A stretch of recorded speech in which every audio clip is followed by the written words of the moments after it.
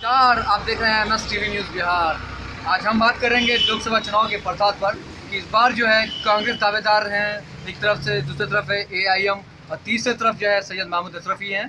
और वहीं देखा जाए कि बंगाल में भी गवर्नमेंट के साथ गठबंधन है कांग्रेस की भी, वहाँ भी TMC अपनी पार्टी को भी खड़ा कर रखा है। चौकन्निया लड़ाई को देखते हुए कुछ लोग खास बातचीत करेंगे। ऑल इंडिया मुस्लिम लीग के जो हैं अध्यक्ष मुख्तार साहब जो हैं अभी बिहार के उपाध्यक्ष बन चुके हैं, वो भी हमारे साथ मौजूद हैं। और राजनीतिक के जो विशेषज्ञ एक ज्ञानिस्ट के रूप में जो है कि जो लोकसभा चुनाव को लड़ते हुए आ रहे हैं, हमारे साथ खास मेहमान हैं विनय कुमार जी। चलिए राजनीति का पहलू पर लेते हुए हम बात करेंगे सबसे पहले इनसे, इस बार राजनीति का पहलू किस आधार पर है। चलिए मैं मुख्तार साहब से, क्या आधार है और आप किस पर्पज़ से इस बार किस पार्टी को समर्थन करें? सबसे पहली बात कि इंडियन यूनियन मुस्लिम लीग का बिहार प्रदेश उपाध्यक्ष है और विनय कुमार दास जी है जिला प्रवक्ता मुस्लिम लीग के। तो मुस्लिम लीग यूपीए गठबंधन में है, मैंने कांग्रेस के साथ यूपीए गठबंधन में है। तो मुस्लिम लीग का यहाँ कोई कैंडिडेट नहीं है, सीमांचल के अंदर कोई कैंडिडेट नहीं है, बंगाल में कोई कैंडिडेट नहीं है। और हम लोग ज़्यादा से ज़्यादा केरल में, मेरा तमिलनाडु उधर कैंडिडेट है। तो मुस्लिम लीग गठबंधन के साथ है, कांग्रेस के साथ गठबंधन में है। आप लोग को भी पता है, आज टीवी चैनल के जरिए से हम ये कहना चाहते हैं कि जिस तरीक़ा से मुस्लिम लीग के बारे में योगी आदित्यनाथ बोलते हैं कि मुस्लिम लीग एक ऐसा पार्टी है कि वारिस बन करके इलाके हिंदुस्तान में उतर चुका है। तो मुस्लिम लीग इस तरीक़ा से काम करता है कि केरल जैसे राज्य शिक्षित राज्य है, जो चना चूरा बेचता है वो भी 100% पढ़ा लिखा है, और जो ठेला चलाता है वो भी 100% पढ़ा लिखा है। ऐसा राज्य है केरल कि केरल को हिंदुस्तान का टॉप मॉडल बोला जाता है। आखिर आपको इस तरह की जो बात कह रही है आदित्यनाथ योगी जी, तो क्यों नहीं आपकी कांग्रेस के जो है सीनियर लीडर राहुल गांधी जी इस पर टिप्पणी किया है? नहीं, राहुल गांधी जो आपने बात रखे है उसके काम, राहुल गांधी बहुत बड़ा लीडर है, उसके बारे में तो हम लोग कुछ नहीं बोल पाएंगे। हम इतना योगी आदित्यनाथ को बोलेंगे कि हिंदुस्तान के अंदर मुस्लिम लीग कोई नया पार्टी नहीं है कि कल आगे पैदा हुआ है। इंडियन मुस्लिम लीग बहुत पुरानी पार्टी है। इंडियन मुस्लिम लीग का अहमद विदेश राज्य मंत्री भी थे, अहमद साहब विदेश राज्य मंत्री, उसके बाद ET बशीर साहब सांसद, कुनाली गुट्टी साहब सांसद। अभी परजन में 18 MLA है मुस्लिम लीग का।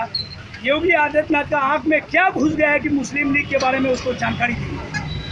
नहीं, ऐसे सरकार उत्तर प्रदेश की सरकार अगर वो भाईचारा को तोड़ना चाहता है तो आप इस विषय को क्या समझेंगे? तो हम चाहते हैं कि ये हिंदुस्तान सेकुलर देश है, सेकुलर के साथ हम लोग रहते हैं। हिंदू मुस्लिम दलित सब कोई हम लोग एक हैं। हम लोग चाहते हैं कि देश का हालत को देखते हुए ये जो किशनगंज लोकसभा सीट के बारे में हम बात करते हैं, किशनगंज लोकसभा में जिस तरीक़ा से अभी प्रचार प्रसार चल रहा है सभी पार्टी का, कई पार्टी है, जैसे 3 पार्टी तो नज़र में आ रहा है और कई पार्टी नॉमिनेशन किया है। तो हम चाहते हैं कि देश का हालत को देखते हुए लोगों को ये समझना चाहिए कि किसको वोट देना है, मेरे लिए कौन अच्छा है, कौन मेरे लिए अच्छा काम कर सकता है। इस तरीक़ा से लोगों को सोचना चाहिए। जो गांव-गांव में जाके हम लोग लोगों को जागरूकता करते हैं कि आप लोग खुद समझदार हैं, किसी का बहकाने में नहीं जाना है। ये नहीं कि उसको वोट करना है, इसको वोट करना है। हम तो वोट के बारे में बात नहीं करते हैं। हम इतने कहने चाहते हैं कि आप लोग खुद समझदार हैं। आप लोग का अच्छा के बारे में अगर जो पार्टी सोचता है, आप लोग उसको वोट करने का काम कीजिए। हम लोग इसी तरीक़ा से लोगों को जागरूकता करते हैं पूरा किशनगंज जिला के अंदर जा के। तो हम इसलिए अपने लाइव के जरिए से, आपका चैनल के जरिए से ये बोलने चाहते हैं लोगों को, किशनगंज लोकसभा के लोगों से ये बात बताने चाहते हैं कि कुछ लोग बहके हुए हैं, भटके हुए हैं, उन लोगों से हम गुजारिश करते हैं कि इस तरीक़ा से लोगों को आप लोग जागरूकता हो जाइए कि इस बार कम से कम मजबूत कीजिए, देश का हालत को देखते हुए वोट कीजिए। ये नहीं कि किसी और को वोट कीजिएगा तो कोई दूसरा कामयाब हो जाए, वो तीसरा कामयाब हो जाए। आपको देश का हालत को देखते हुए वोट करना है। ये थे मुख्तार साहब। चलिए हम थोड़ा सा इनसे भी, विनय कुमार से भी जानना चाहेंगे कि मुस्लिम लीग में जो बातें आ रही है, क्या विनय कुमार जी, ये आदित्यनाथ योगी जी ने जिस तरह से कहा है, क्या इस बात से आपको कितना लगता है कि आदित्यनाथ इस तरह की बयान से क्या साबित करना चाह रहे हैं? आपको क्या लगता है? देखिए, उनका बात से हिंदुस्तान ही नहीं दुनिया को तकलीफ है। ये हमारा जो समाज है, ये जो हिंदुस्तान है, तो हिंदू मुसलमान मिलकर इसको आज़ाद किया। आज़ाद हिंदुस्तान में लोग कैसे रहेगा मोहब्बत के बिना पर? तो ये बंधुत्व पर चलेगा, हिंदुत्व पर नहीं चलेगा। इसलिए जो तानाशाह है, जो हिंदुस्तान के लोगों को बांटने का काम करता है, किसी का दिल को ठेस पहुंचाता है, ऐसे में नहीं। महात्मा गांधी भी ये नहीं सोची थी कि उनका सपनों का भारत में लोग दुखी हो जाएंगे, लोग चलने में मजबूर हो जाएंगे, वाइफ और डिक्टेटरशिप तानाशाह पर हुक्म करेंगे। जो संविधान को तोड़ने का काम करता है, उसके साथ यहाँ के लोग नहीं है। यहाँ का हिंदू मुसलमान मिलके अमन चैन और सभ्यता संस्कृति बचाने के लिए, समाज को बचाने के लिए, देश को बचाने के लिए सब एक साथ हो गया है। जो संविधान का संरक्षण होगा उसके साथ हम लोग सब लोग हैं। और सीमांचल हम लोग का ये गवाह है कि जब जब बाइफर्ट डिक्टेटरशिप आया है, तानाशाह का हुक्म का तामील हुआ है, लोग एकजुट में हिंदू मुसलमान मिलकर उसका जवाब दिया है।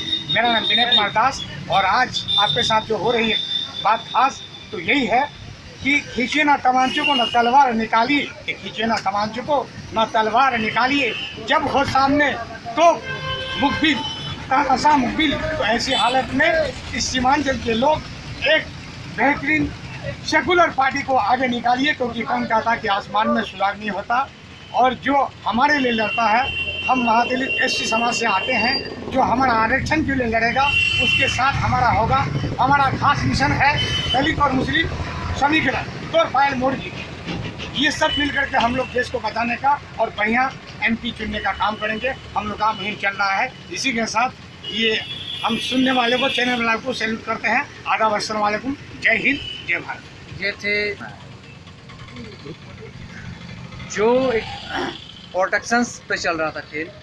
जिस तरह से राजनीतिक दबाव बनाया जा रहा है, जिस तरह से आदित्यनाथ योगी का बयान आ रहा है, कहीं देश को बांटने की भी बात आती है तो कहीं देश को तोड़ने की बात आती है। आदित्यनाथ योगी जी सरकार में रहते हुए भी अपनी वो जो स्तंभ है, यानी जो अपनी प्रेरणा है, उसको कई जगह से उन्होंने तोड़कर, एक सीमा को, हद को तोड़ करके उन्होंने एक घटिया तरह का बयान दे रहा है। इससे जनता को काफ़ी दुखद लग रहा है कि आदित्यनाथ योगी जी ने जो बात कही है, ये एक तरह से हिंदुस्तान को बंटवारे की बात कर रही है।